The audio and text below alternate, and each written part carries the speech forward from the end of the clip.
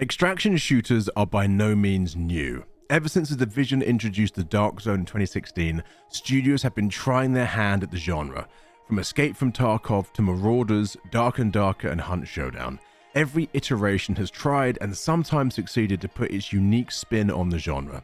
But something new has arrived, and it has arrived so well designed, so well developed that it could easily be the best extraction shooter ever made. I have lost hours upon hours of my life over the last few days to Arc Raiders. It has recaptured in me an excitement for multiplayer PvP games I have not had since early Hunt Showdown, and it surpassed even that. And that is why in this video I'm going to deep dive why I think Arc Raiders could be the greatest extraction shooter ever. And if you don't agree with me, I will see you in the comments. As always, if you like deep dives like this, please do like and subscribe. It massively helps the channel, and we are so close to 1,000 subscribers now, which is crazy. When Arc Raiders launched on October 30th, 2025, it hit like a ton of bricks. Within 24 hours, more than 264,000 players were scavenging across its dusty, gorgeous maps. 2 days later, that number climbed to 328,000 concurrent players on Steam, with console players pushing the total well beyond 500,000. And the reception, very positive. Over 90% of Steam reviews praised it for its atmosphere, its gunplay, and its cinematic tension. Arc Raiders has arrived, and unlike other entries into the genre, it is not happy simply repeating old formulas. Instead, it has completely evolved the genre itself. Extraction shooters have always existed in a strange space between shooter and survival game.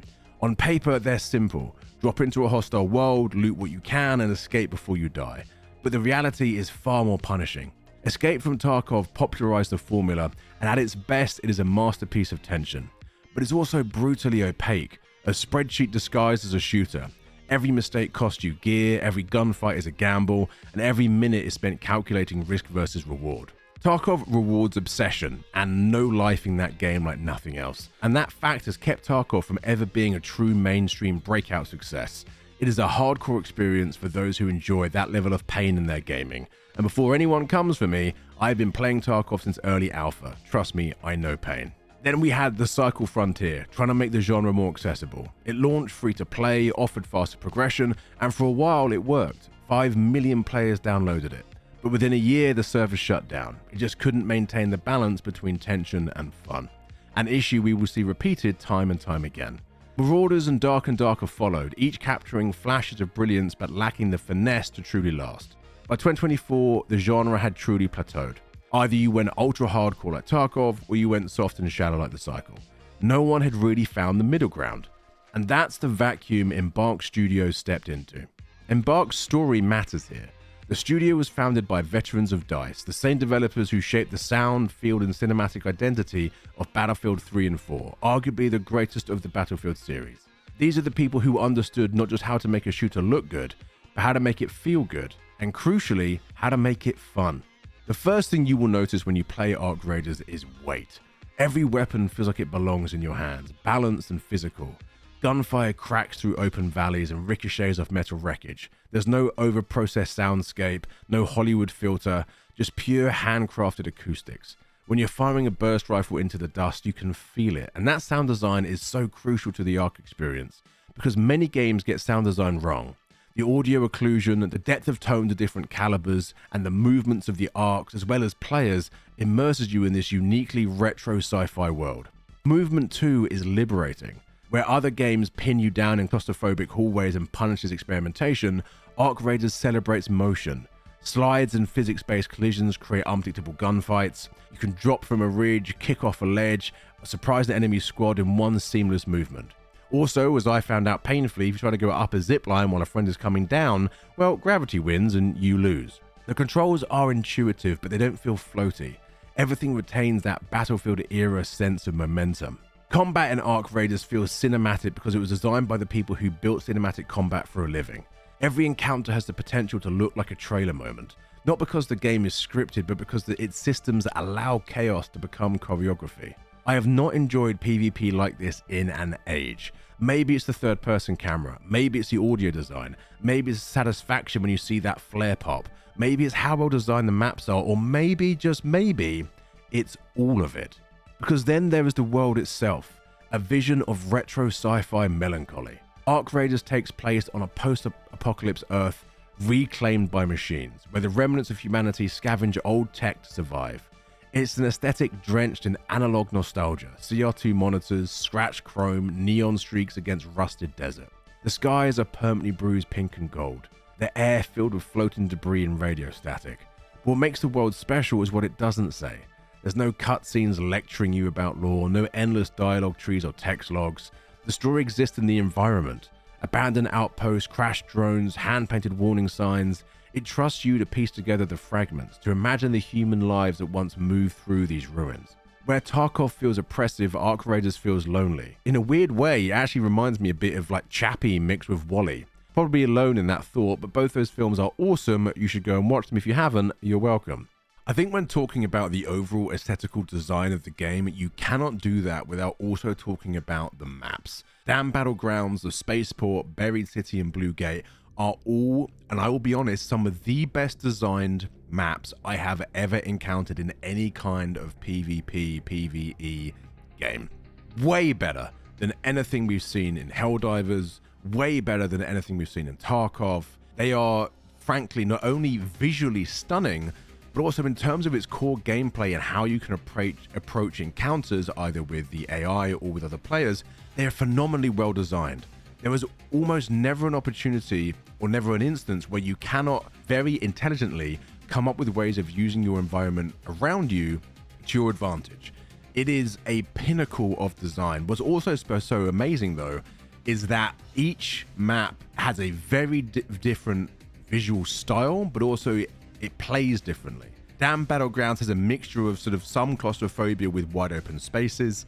Spaceport obviously has a sense of elevation to it that you don't have in some of the other maps. Sniper City galore, along with open environments, and then of course the tightness of the enclosed buildings themselves.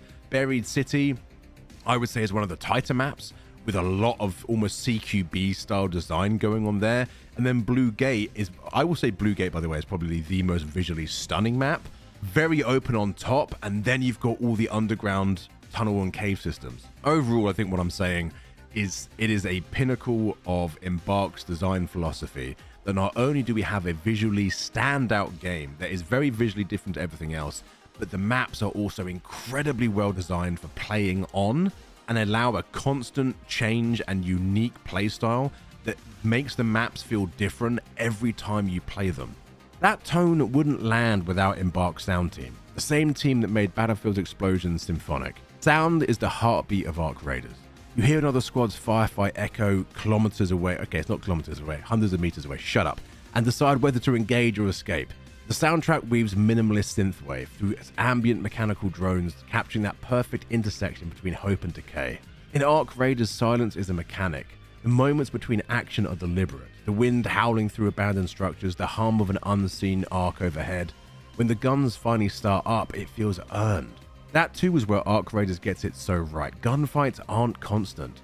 I mean, they can be if you happen across one of those encounters, but by and large, they're rare, which makes them incredibly tense as a default. That tension is something so few games can get right, and it creates an adrenaline loop that I personally am utterly addicted to. But great atmosphere means nothing without that satisfying loop, and this is where Ark Raiders quietly surpasses everyone else. Because extraction shooters live or die by their pacing. Too punishing, players quit. Too easy, tension collapses, people get bored. I think Embark have found a balance. Each session is a self-contained narrative. You drop, scavenge, fight, extract, upgrade. You risk what you bring, you lose what you can't protect. Yet unlike Tarkov, the punishment isn't demoralizing. Losing gear doesn't erase hours of progress. Also, thank you Jesus for free loadouts. Each run earns you fragments, crafting materials, or rep bonuses that still feel meaningful. The dopamine hit isn't from hoarding loot, it's from surviving long enough to tell the story, and I have told so many stories. I cannot remember the last time I was getting friend requests after every single session. I feel we've gone back in time to an era where people made lifelong friends from gaming buddies they met playing Halo or CSGO. I have spent hours laughing and raiding with total strangers, one of whom apparently watches this channel. You know who you are, and thank you, that was a genuine surprise. And that's what keeps people playing. The average player session sits around 42 minutes according to early post-launch telemetry, a sweet spot between quick-fire tension and long-term engagement. You always have time for one more run, and that's a dangerous kind of magic. One of the many reasons I think it has done so well so fast is Arc Raiders launched at a full price tag, around $40, in a genre dominated by either free-to-play experiments or competing with other genres with $70 price tags, yet it still exploded.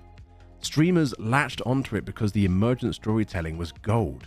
Tense standoffs between squads, last-second extractions, betrayals mid-evac, incredibly well-functioning local voice chat and team chat that can create tension and utter comedy. Embark amplified that with real communication. Already they've released patches addressing weapon balance, extraction timers, and anti-cheat improvements. Developers responded to Reddit threads and Discord feedback directly. That transparency is painfully rare, and it builds trust. They've also published a roadmap for the rest of the year and beyond, showing they are here to stay and support the game for the foreseeable. By early November 2025, Arc Raiders held a stable concurrent base hovering between 200 and 250,000, just on Steam alone. Numbers most live service shooters dream of months after launch. For comparison, Tarkov's own peak sits at around 260,000 at seasonal highs. Arc Raiders achieved that without nostalgia, without legacy, just great design and polish. So why does it work? Because Arc Raiders understands what makes tension addictive. Tarkov's tension is fear of loss, fear of the unknown, fear of wasting time. Arc Raiders' tension is anticipation. You're never terrified of the system, you're thrilled by the possibility. Although I am terrified of leapers, they can fuck right off those weird jumpy bastards. Every design choice feeds that psychology. Bright, readable lighting replaces Tarkov's endless shadows. Clean UI lets you focus on the action instead of managing spreadsheets. Even death feels cinematic. Whoever had the idea of your body firing up a flare whenever you get downed, genius move. The sound, the fact that you can see that flare from like hundreds of meters away, the way that flare brings lighting to the dark or even adds slight nuance to open environments, it's one of the greatest ideas I've ever seen implemented to showcase that someone has been downed, ever. It's a loss that feels like part of a movie, not a punishment. Embark didn't strip the genre of its challenge, they stripped it of its hostility. They made it humane again, and in turn deeply rewarding and deeply fun. The progression equally adds to this. Nothing feels like a soulless grind that requires you to forget real life to get anywhere. Everything feels achievable and also meaningful. Upgrading your workshop, your raider, expanding your stash, none of it is so hard that it's only the 0.1% who know life the game who will achieve it. That accessibility works wonders in an era where market saturation is so bad that great games don't sell well. Not because they aren't amazing, but because us as gamers simply do not have the time or resources to play or buy them all. And perhaps that's the biggest reason. The industry has spent years chasing forever games, infinite loops, live service grinds, endless cosmetics. But Arc Raiders isn't infinite, it's repeatable. It gives you self-contained, meaningful sessions that feel worth your time. That's a secret ingredient most big publishers forget. I will say this though, the cosmetics in Arc Raiders need to be cheaper. That's my only gripe so far. It's also proof once again that the mid-sized studio can outshine AAA giants. Embark built Arc Raiders with around 200 people, a fraction of what most major shooters employ, using proprietary tech pipelines that let artists and designers iterate faster than traditional production. While mega projects like Mind's Eye or Redfall buckled under their own weight, Arc Raiders thrived by staying singularly focused. And when you look at those launch numbers, 328,000 peak on Steam, over 500,000 including consoles, more than 17,000 reviews at 90+% positive, that you aren't just seeing success, you're seeing a shift in what is possible when ambition is guided by focus, market knowledge, consumer knowledge, and restraint. It's funny to think that a game once dismissed as vaporware ended up defining an entire genre. Arc Raiders isn't the hardest extraction shooter. It's not the most realistic or the most complex. It is one that feels the most right. It captures that balance between chaos and clarity, tension and beauty. Where Tarkov made you survive out of dread, Arc Raiders makes you survive out of wonder and enjoyment. And maybe that's the key to its longevity. In a year when AAA publishers stumbled, when Microsoft and Amazon have laid off thousands, when studios closed, when players question the soul of modern gaming, a group of ex-DICE veterans quietly delivered something timeless. An extraction shooter that reminded us why risk and reward matter, and why atmosphere can be just as powerful as realism. Arc Raiders is a mirror held up to the industry. Proof that when you trust your craft, when you focus on feel, sound, and story over spreadsheets and monetization, players respond. Because at the end of every match, when the dust settles and you extract, you don't think about XP or crafting materials, you think about that moment. You think about how you got there, that tense firefight. You think about how alive it made you feel. And that's why Ark Raiders isn't just another extraction shooter. In my opinion, it is the best one ever made. And hey, if you disagree with me, I want to see it down in the comments. And until next time, as always, something, something, something.